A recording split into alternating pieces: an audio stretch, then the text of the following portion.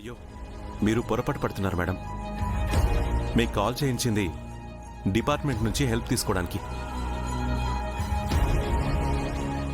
అవునండి, అందరు అమ్మాయిలు సేఫ్గా బయటపడటమే మా ఉద్దేశం. అసలు ఈ కేసు గురించి మీకేం తెలుసండి?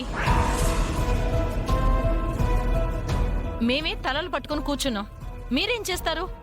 మీకు మేమేమి హెల్ప్ చేయాలి? మేం వాళ్ళ వరకు రీచ్ అవ్వగలం మేడం. జస్ట్ మీ నుంచి మాకు సపోర్ట్ కావాలంతే. మిస్టర్, మరీ అంత ఓవర్ కాన్ఫిడెన్స్ పనికిరాదు.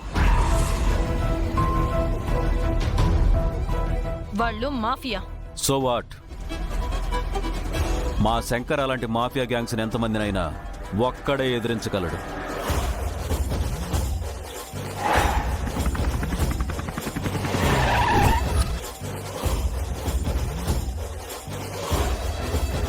ఎంతమంది రౌడీలనైనా షర్ట్ నలక్కుండా సింగిల్ హ్యాండ్తో హ్యాండిల్ చేయగలడు.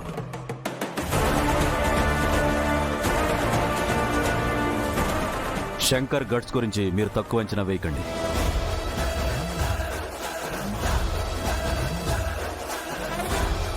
ఇదంతా కాదండి, ఒకసారి తన స్ట్రాటజికల్ ప్లాన్ చెప్తారు, వినండి. మీరు చెప్పండి. మేడం, సిటీలో జరిగిన కిడ్నాప్స్ని అబ్జర్వ్ చేస్తే మోస్ట్లీ అమ్మాయిలు పబ్లిక్ ఎక్కువగా తిరిగే ఏరియాస్లోనే కిడ్నాప్ అయ్యారు. బట్ వాళ్ళు అలర్ట్ అయ్యేలోపే స్పీడ్గా ఎస్కేప్ అవడం జరిగింది. ఎంత ఫాస్ట్గా వెళ్ళినా ఏదో ఒక సిగ్నల్ని బ్రేక్ చేసే ఉంటారు. సో నాకు ట్రాఫిక్ సీసీ ఫుటేజ్ కావాలి.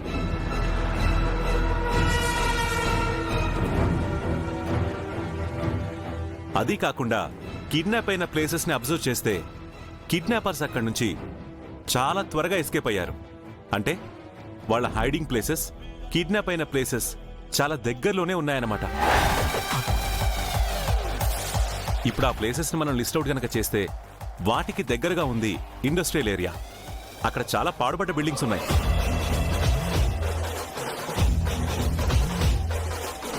సో వాళ్ళ ప్లాన్ ప్రకారం ఈ రోజు రాత్రికే వాళ్ళ అమ్మాయిల్ని సిటీ దాటించే ప్రయత్నం చేస్తారు. అది కూడా ఆ ఇండస్ట్రీస్ చుట్టుపక్కలున్న రోడ్ల ద్వారానే దాటించొచ్చు.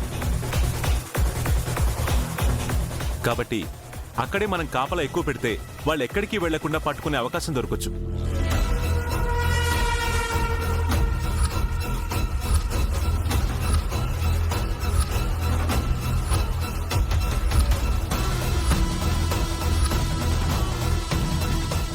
గుడ్, చాలా బాగా ఎనలైజ్ చేశారు. అండ్ సారీ, మిమ్మల్ని తక్కువ అంచనా వేశాను.